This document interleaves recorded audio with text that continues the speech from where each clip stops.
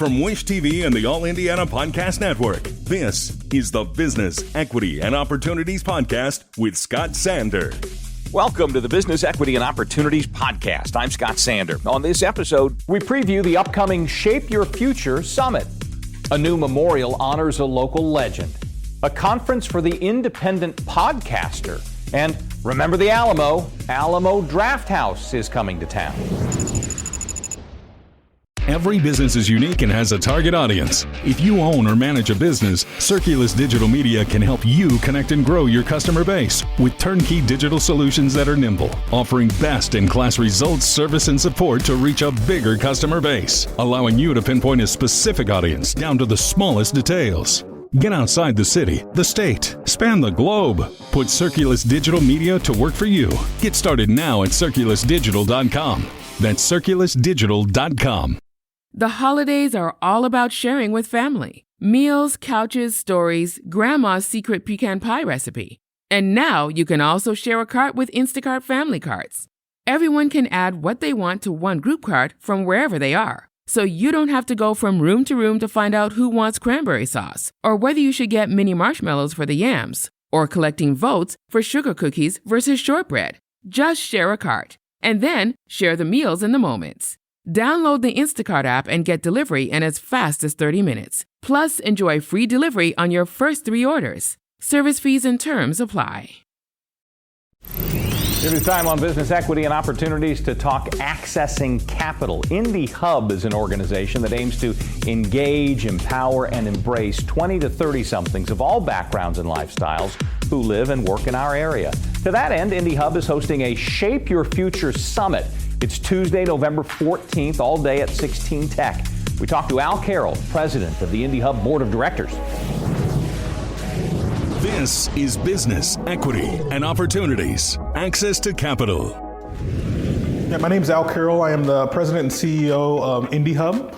Indy Hub is a nonprofit organization. Our mission is to grow, engage, and empower a community of 20 and 30-somethings who are connected to Indianapolis and invested in its future. And we do that by delivering experiences that create advocates for Indianapolis. The Shape Your Future Summit is an opportunity for young people to deliver their perspectives on what they want the future of Indiana and Indianapolis to look like.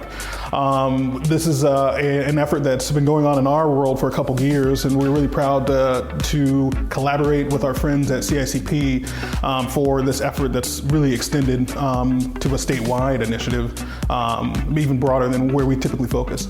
We did a survey at the beginning of this effort to really hear directly from the folks that are in our network about the things that they care most about. And for us, what we're hearing them say is where places where Indianapolis specifically could use more investment are in areas around infrastructure, in areas around transportation, in areas around just the general changing landscape of Indianapolis. I think that folks can see that there's investment being made. I think young people want a bigger say in what that future is going to look like, knowing that we're going to be here for the long term. You have to be communicating with the people that you want to stick around. And when we talk about the future in Indianapolis, we think about it like 20, 30 years from now, right? And for us, for a lot of the folks that are in our community, we intend to be here to see out some of those things, right? And I think that engagement in that conversation, when we know that we're going to be here for a while, I think that's what we're hoping for in this effort. But truly, I think that's what it's going to take for Indiana to keep and retain that talent. It's not only asking the question, but actually listening back to what folks are telling you. And I think that as I've seen us be able to ask those questions, folks aren't short on sharing their perspectives. I'm not sure Indiana is always listening to what young people are saying that they want out of the place that they want to call home.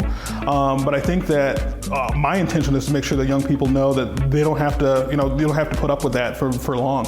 We want to illuminate the pathways to leadership for these young people so that they can be the change that they want to see in our communities.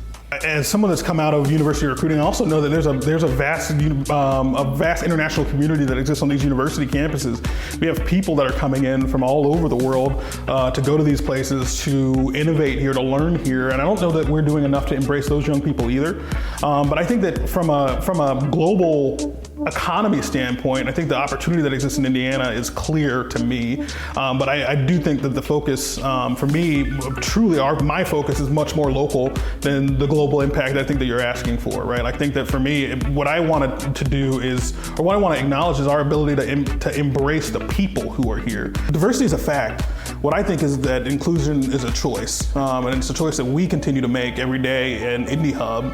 But when I think about the global community in Indianapolis, I think about the people that are here, and all of the diverse backgrounds that make up the diverse cultural backgrounds that make up our community. When I think about that, there are young people who want to make an impact in each one of those cultures. And for us, it's about how do we connect with them to help them to see the same resources that we were talking about earlier, right? It's a place with vast resources. But I don't know that we always embrace our international communities to say what the entrepreneurs in these environments could do, for the young people in these environments that have these ideas about how to make this a better place. I think we need to do more in our efforts to engage them. I think hopefully they'll find that they have intrinsic power in this dynamic. Folks under the age of 40 make up about a third of the population in Indianapolis, right? We think about folks between the ages of 18 and 40. If we are voting in a real way, or we're out in real numbers, I think that we can make an impact on not only local elections, but statewide elections as well. My hope is that folks will see that that they don't have to be a passenger in the development of their community, right? That we are in the driver's seat, and that we want to illuminate the pathways for you to actually make impact. It's not about just complaining. It's not about, raising your voice is part of it, but when you can raise your voice and actually connect to the people who can make an impact, that's what we're hoping that people learn in this conference. That who are the people that can make things happen in your area? What are the pathways for you to get involved with those people? And then through that, what's the vision that you want to see out of the community that you want to live in the next 15, 10, 20 years? And know that people want to hear from you on that. So I think that if you are engaged in the community and you want to be a part of that conversation, I think wherever you are in the state, whether it's in Indianapolis, if you're in South Bend, please come down, check us out. But I think that's the conversation that we're going to have throughout that day. It is completely and totally free, free of charge. And we're so grateful to our partners over at CICP and Ice Miller that have committed to making that happen for individuals. It's going to be a great day. I am a father of 2 young children, and for me, when I think about the work that I do, I know that there's some things that I want to be true of the place that I'm raising my children that aren't true yet. And I think that it is, I have, in my career, I've been able to take the agency to say, I know that I can do something about it. And I think that's what gets me fired up every day. We're not quite where I would want to be yet. And what I expect out of Indiana is a lot. But I also know that everything that I've accomplished in my adult life, I've accomplished in Indiana, whether it's graduating from college, whether it's raising those children, whether it's getting those jobs. And I believe in the opportunity that exists here. I'm not from here originally, I'm from Florida. And I've come and lived here for about 15 years now. And my life has gotten better every year since, right? And that's the message that I think I want to communicate to folks more than anything. And it's why I'm so passionate about this place that we live. I don't think that people that are from here always see the same benefit that folks that are coming in from the outside that have taken advantage of some of these things. I want folks to see it that way as well. Time for the Week in Business. We start with an event that saw dignitaries and community leaders gather on Indiana Avenue to dedicate a stretch of the iconic street to the memory of the neighborhood's most famous name, Madam C.J. Walker. This is Business, Equity, and Opportunities. This Week in Business.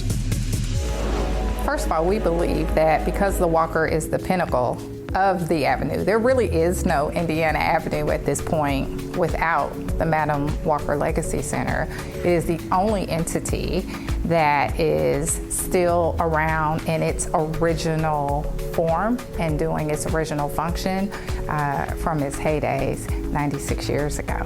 And so we believe that it's our job not just to uplift, the legacy of Madam Walker, but of this area.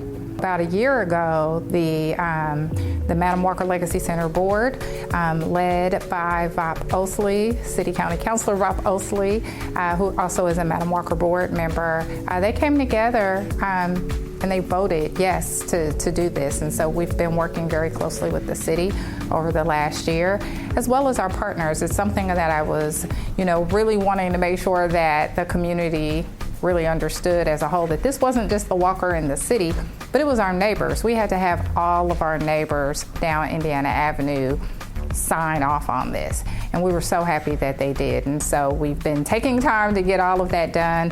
And then we're, able to announce this last weekend. The Walker opened back up after COVID in 2021. And so since then, we have just finished our last strategic plan. And in June, we completed our new 4-year strategic plan. So we are officially on the road to 100 years old. We are 96 years old. We've got 4 years. And so one of the first things that we did announce was the rooftop venue. You know, rooftops are pretty popular now, and one of the things, while we might be an intimate space, we know that we have to do is we have to be, all things to this community, but also we have to be competitive. And indoor-outdoor spaces are important to most venues now, and we want to make sure that we're being competitive by having one ourselves. And so we're really excited about that. But, more importantly, the Walker is now 100% debt-free.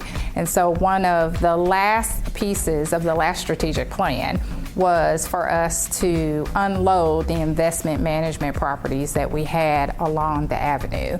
And so by doing that, we had a parcel in the 500 block and then one right next door. And they both have now been sold to what we feel are developers that are also strong community partners. And being able to do that has given us the opportunity to be debt-free, but also to be able to create an endowment so that the Walker can be financially sustainable moving forward. What the Madam Walker is doing, we actually support entrepreneurs. That is one of our primary pillars. And so the small Black businesses that actually are within the Indianapolis community, whether they're actually located on the avenue or not, we support those. We support those entities year-round. Just the fact that her legacy is living on. I think that's what gets me the most excited, because I'm from Indianapolis, so I've always heard, I grew up here, I've always known about Madam C.J. Walker. My grandparents always told me their stories, and now to be able to create something new that will be a legacy, something that I can share with my son and that he would be able to share with his children. That's what gets me the most excited, is that it's not just remembering the past anymore, but we're creating history right now. Time to talk on business equity and opportunities about running your business day to day. PodINDY is a one-day event of training and networking for independent podcasters. It's Saturday the 4th in Indianapolis. Famed podcaster Dave Jackson and others will be there to guide you through planning, launching, growing, monetizing your independent podcast. We have a bit of experience with podcasts through the All Indiana Podcast Network. Alan Haw is the managing editor of the network. He talked with Dr. Brad Miller, creator of the Cancer and Comedy podcast, about how to launch and grow your own. This is Business, Equity, and Opportunities. Running your business day to day. Here we are. We're going to talk podcasting with Dr. Brad Miller, podcast coach and organizer of the PodINDY podcasting conference. Welcome, Brad. Hey, delighted to be with you, Alan, and pleased to share a little bit about one of my favorite topics, podcasting. So podcasting, I guess we ought to get down to the basics here and talk about what a podcast actually is. A podcast is a recorded message. It can be very brief, it can be very lengthy, and can oftentimes can be time shifted, which means it can be recorded, and then the person who listens to it on their phone or on their computer can listen to it whenever they want to. It makes it a little different than broadcast, which it's a time frame. You have a certain time that you need to listen to the DJ or to the television program, whatever it is, but you can listen to a podcast at any time. So over the years, podcasting has grown, and now it's gotten to the point that we now have a podcasting conference here in central Indiana. Absolutely.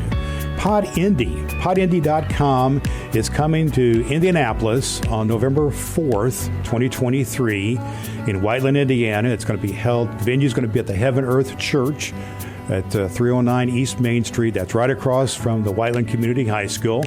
And what that is just a one-day event, one afternoon really, 12 to 5. And the organization I'm part of, the podcast that I do, which is called cancerandcomedy.com, is bringing in Hall of Fame podcaster Dave Jackson to headline the event.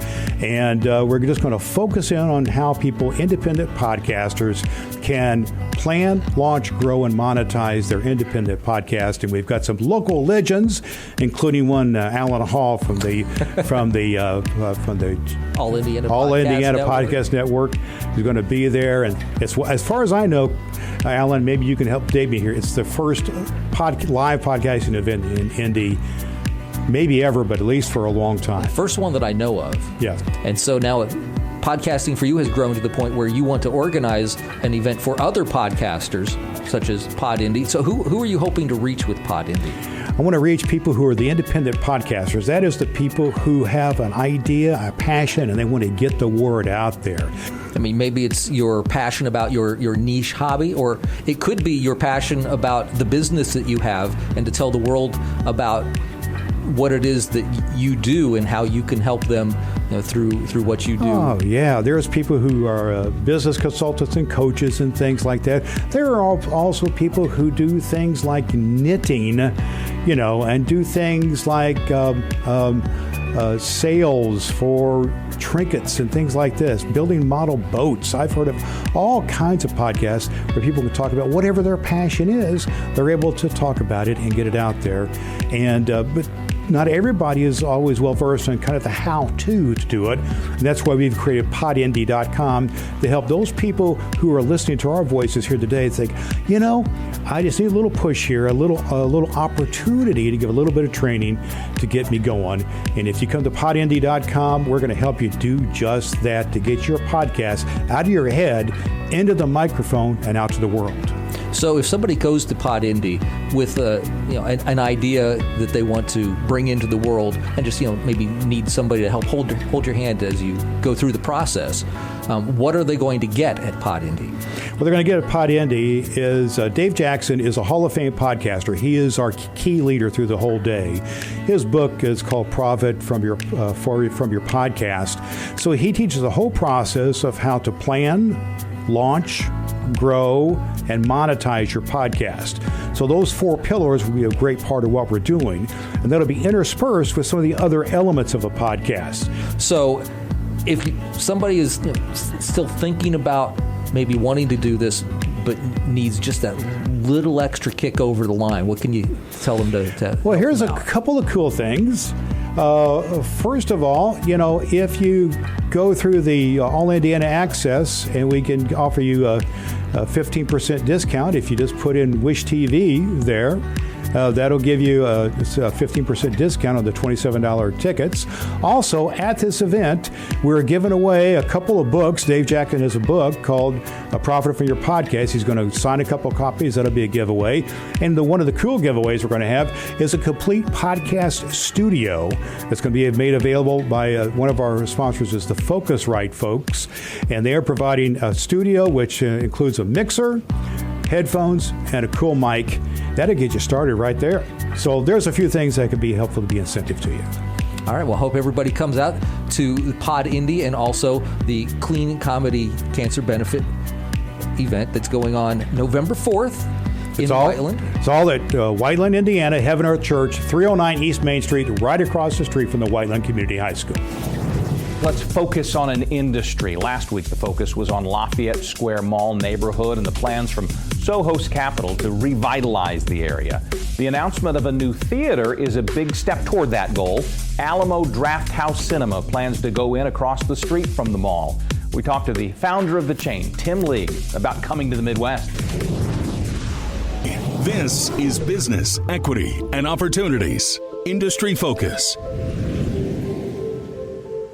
I'm Tim League. I'm the founder of Alamo Drafthouse Cinema, which is a movie theater. It's been around since 1997. It started off as a single-screen movie theater. Our biggest differentiation is draft houses in our name, so we've always, from the beginning, served beer and wine and cocktails, but we also do scratch-made food in our kitchen, so we kind of upgraded the concessions quality of a traditional movie theater. And we're also known for having a really diverse mix of interesting programming, from big blockbusters to classic films to independent films. Maybe the biggest change in terms of business is the instant feedback loop that we have today. So on the movie side, if you had a movie that wasn't very good, and you tried to squeeze it out to market, you would hold back reviews and you wouldn't tell people that it's bad. And then, and you'd get a great opening weekend if your marketing materials were good. But nowadays, the first humans that see the film, they immediately go online and the reviews propagate immediately. And that's also the same with, food and beverage as well. And so what I think that's done is it's amplified the need to always keep a higher level of quality and customer service forward. And there's pressure to do a great job, to create a great experience, or else you're not going to be in business anymore. So we're in the out-of-home experience business. So no matter how many things or how many streaming services there are, every once in a while you want to get out, you want to be amongst people, you want to have an experience. Like I'm a movie crier. I cry a lot at movies. But at home, when I'm watching something on my laptop, it doesn't really resonate. I think when you see it big and immersive and you have just a great experience of going out, having a great meal, seeing something amazing on the biggest possible sound system and bright picture, it's not the same as watching something in your bed on your laptop or on your phone. So we're very bullish that people are going to continue to want to get out and have experiences outside of their home, outside of streaming. I'm actually fairly traditional when it comes to cinema and technology. There was a big innovation, you probably heard of it, in 1927 when they introduced sound. That was a big one. Everything past that is window dressing. So we want to have, we do have, 4K resolution, all laser projectors. We have an immersive array of sound system. So those are table stakes for me. But beyond that, I want the lights to go down, the auditorium to get dark, and you just get lost in the story. And there hasn't been that many technological achievements since 1927 that I really care that much about. I'm more of a classic. Let's put on a great show with great picture, great sound. It's not technology per se, but another facet of what we do is, I'm a movie fan, and so I go to see a movie. Immediately, what I want to do is I want to hang out with my friends. I want to talk about it. So we always have a bar lounge where you can grab a beer and talk about the plot points you just discovered in the cinema. And that's also a gathering spot for people to do. We have trivia, we have crafting events. It's just another community hub that's part of what the cinema means to me. I got into this without a master plan. I didn't come in to open multiple theaters. I came in to open one theater, and we wanted to be a spot for people to gather, movie lovers to come and be together and put events on. I've actually fought expansion every step of the way because I don't want this company to stop being special. And so the lens always has to be that it's a community theater. We're serving the community, and every Alamo is different. Every Alamo reflects the neighborhood. We'll have a community liaison that kind of understands the neighborhood and how we can serve and be a part of it. And that's exciting. And honestly, I'm infected by Fabio's enthusiasm. I love what he's trying to do here. I mentioned earlier today that I'm a long-time visitor to Indianapolis. I come for Gen Con every year, and I've explored the city. I've stayed in this neighborhood before with Airbnbs. I think it's a really rich and interesting neighborhood, and I'm excited for this redevelopment project. I'm still excited by the idea of defying the nature of a chain. I think, why do you grow? Why do we grow? I like to continue to grow because I feel like with every new location, there's a new community that we can introduce a wider array of films. So I love to support independent films. So we make money on Barbie, we make money on Oppenheimer, but we support a huge array of independent films, and I'm always excited about the next generation of young filmmakers who, we can play a small role in developing their career and being there to support their films in a cinema, which is really meaningful to me and meaningful to a lot of them. So I'm excited to be able to play my role to support the real creatives who are actually making beautiful stories.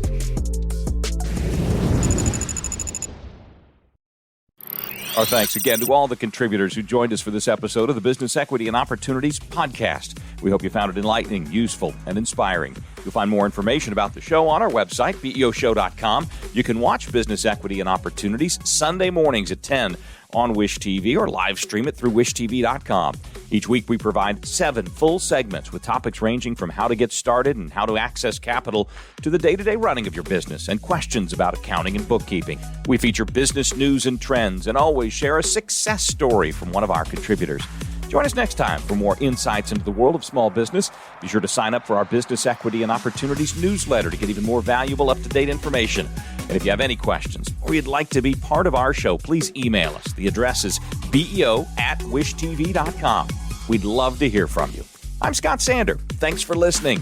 Watch the Business Equity and Opportunity Show on Wish TV and access all of our content and share it on demand anytime at beoshow.com. You can find more podcasts from Wish TV on the All Indiana Podcast Network at allindianapodcastnetwork.com.